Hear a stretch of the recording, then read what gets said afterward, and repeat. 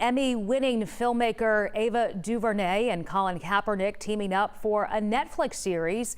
The scripted drama will delve into the athlete and activist life both on and off the field. Francesca Amaker following this one.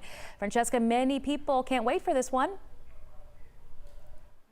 Absolutely, Sheba. Many people are excited to see his story. It's going to be called Colin in Black and White, and this is going to take us through the lens of how he became the activist that he is, especially when he was adopted by two white parents as a high schooler. So we'll really get to know who Colin Kaepernick is. Now, Colin Kaepernick was born to a white mother and a black father, if you didn't know, and he was adopted in Wisconsin by a white couple who moved to California when he was a child. So in this 6-episode limited series, Kaepernick and DuVernay will explore the racial conflicts that he faced as an adopted black man in a white community during those high school years. Now, many of you are chiming in on this. Okay, so let's see what you have to say. Naisha McDowell says, yes, I'll be watching. Huge fan of them both. Me too, girl.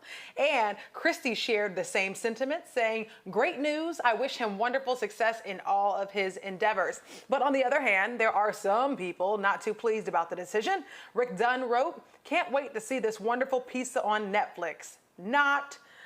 So again, he'll actually be narrating this amazing opportunity that he has as a black man, or as a man of color, rather. He'll be the executive producer as well as Ava DuVernay. And keep in mind, Ava, she has so many different amazing projects. The Oscar-nominated film 13th, as well as When They See Us, which dramatized the Central Park 5 case. So this will be one to remember.